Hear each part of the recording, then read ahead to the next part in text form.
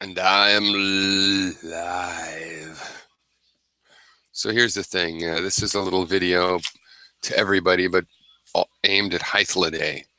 For while I'm gone, I might watch or I might make videos, but it's hard to watch, so I'm usually kind of out of it. I'm traveling a little bit. So many times, Hythloday, you have said, I'm asking the questions here. That's my Hythloday impression, roughly.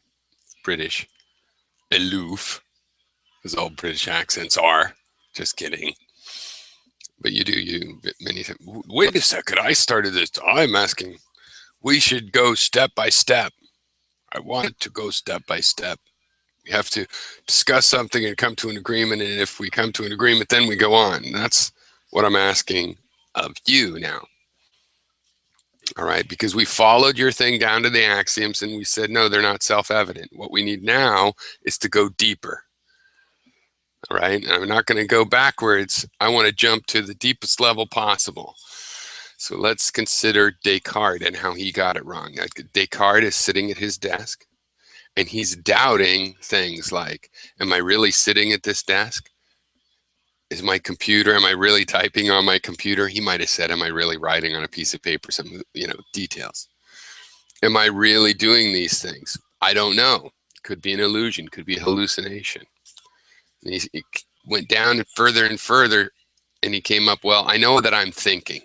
Therefore, I exist. I'm the one thing I know exists. And he made a mistake. He doesn't really know he's doing the thinking. He's assuming he's willing, that he's the actor, he's the causor. And we know that a lot of you believe in determinism. It's not an open question. So he didn't really learn that. What should he have said? Because he did learn something. What is down there that he learned?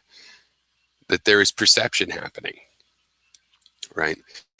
And that perception is happening,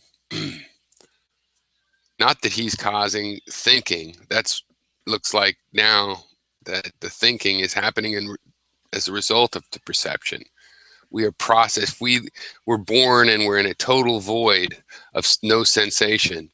From the time we were born, it's hard to imagine that we would have very ordinary thoughts. And you would think that at the best, they would be random. There might be thoughts that form anyway about the void, just because it isn't really a void, it's the brain. But pretty much our thinking is reaction, and that we're the result of thinking. I believe that, even though I do believe in willpower. I would be on the Descartes side of the free will versus no free will question if you wanted to talk about free will, but in willpower, certainly I believe in it. And yet I still believe that we're the result of thinking, right? Because we're billions of little willing, living parts that express themselves together. So we're still the results of thinking. Our will, if we want to think of it as an individual thing, when it's really this complex of these billions of other things, is the result of thinking, because thinking is the process of those things talking to each other. So my step one that you can think about while I'm gone, hopefully, is this stream of perception I was bringing up in the Hangout. I think we all have to admit that, and that's really all we have. That's what we know, is that there is a stream of perception. There's more than one, a series, an implicit, anything else that exists has to be implicit in that knowledge. And we get a lot of things from it. For example, time and space, right? Time right away, because there's more than one perception. So even if you take a single moment and consider it a single perception of sound and sight and all these things together, there's a series of them. But also at a single moment, you have more than one perception. I mean, it seems reasonable to separate out the sound from the vision, for example. But if you say, well, I don't know, they actually come to me as one, maybe it's false to separate them, you still know there's more than one over time. And if you say over time, that's just one, fine, you've just incorporated time into your concept of a perception, that it has a plot, progresses. Now, since I'm presuming we will all agree to this, I don't think it's very easy to disagree. I will happily argue with anybody that wants to disagree with that. But the fact is, I totally expect that we can get agreement that this is going on. We are information processing. We can't specifically characterize how the brain works, but we know it is information processing, and that this has something to do with, we can call it finding patterns or reducing the data. Yeah, it's probably not a good idea to call it calculation, because there's more to it than calculation. There's qualitative reasoning, and there's even non-calculating quantitative reasoning.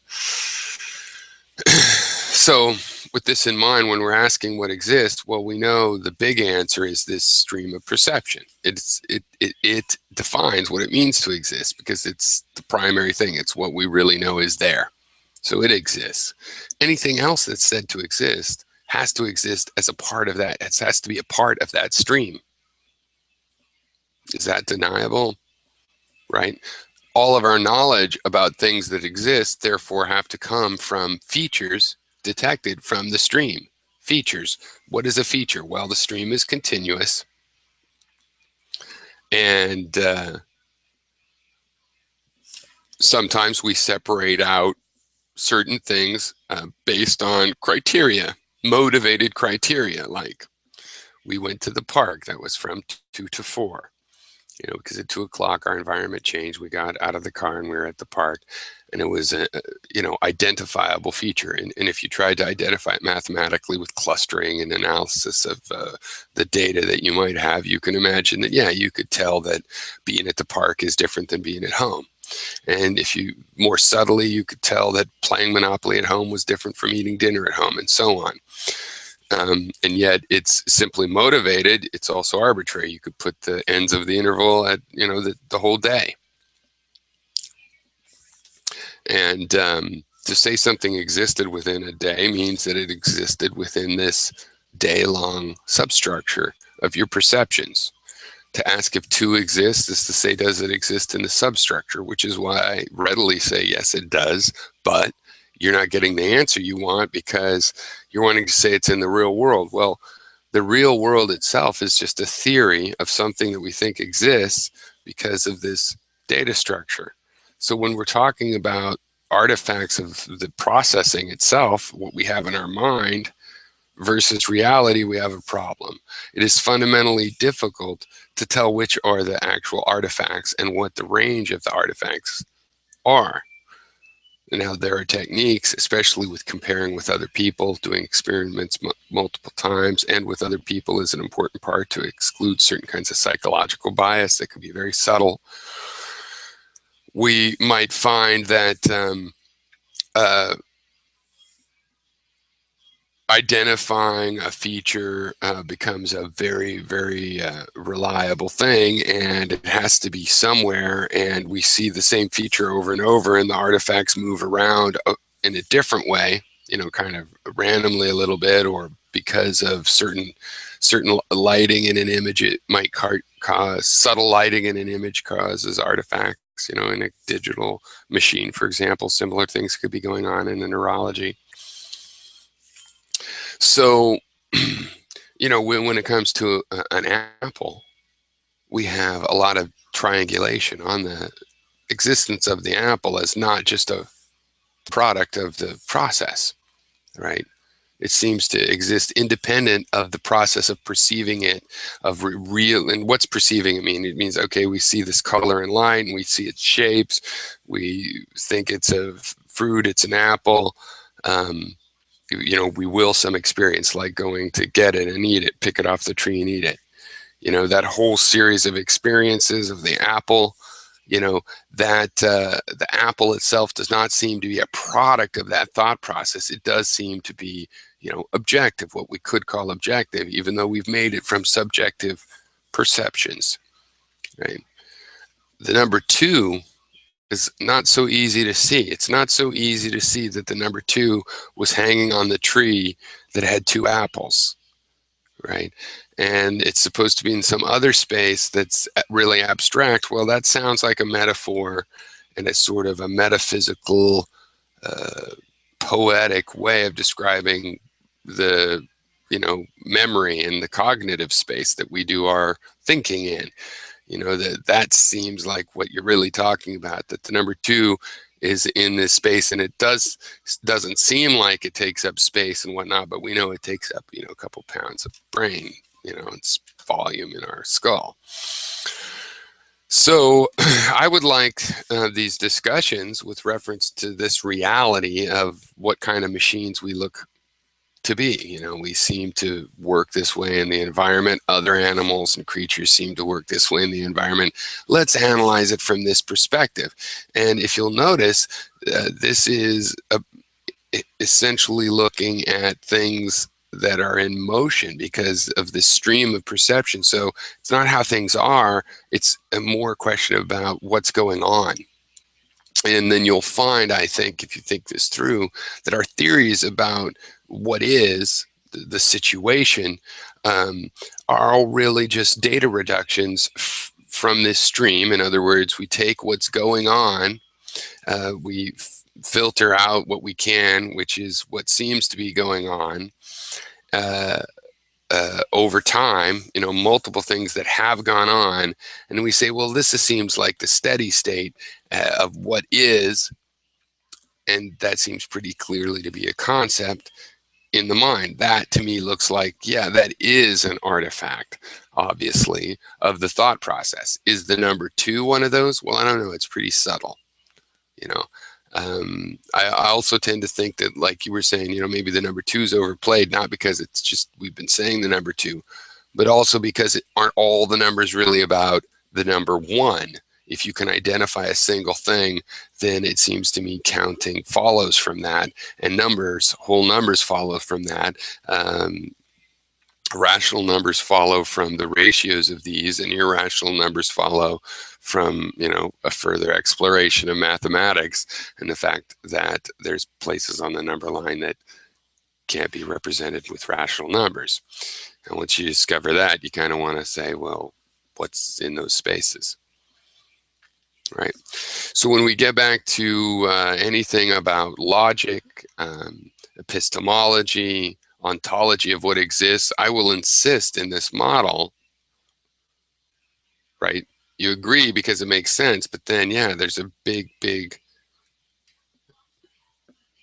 weakness that would be installed in certain views, because then you have to admit that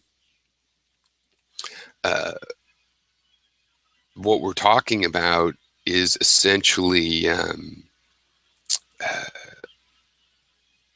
information based, you know, and our relationship to the material world then is put in question. But it also doesn't matter, because it's like if we're in a dream or the Matrix and a sledgehammer falls on my foot, it's going to break my toe and hurt a lot. Right? So information processing, if I see the information that it's falling towards my foot, I don't have to go, but wait, what if I'm in a matrix? Because it'll matter just the same. So once you agree to these, to this a framework, then the question of what exists changes. A lot of things, it's like, well, yes, it exists. You know, Charlie Brown exists. He's a cartoon character. You can describe all the details that relate that to a so-called physical world, right? And yet the physical description has to be taken as metaphorical, because it could be a matrix and blah, blah, blah. It's really about information. You're describing information of how you interact with this character. Charlie Brown is not someone that you could go meet in real life because he's a cartoon. How you interact and how you know about him is what makes up your actual definition in your brain, assuming you even know who he is. Okay, cheers.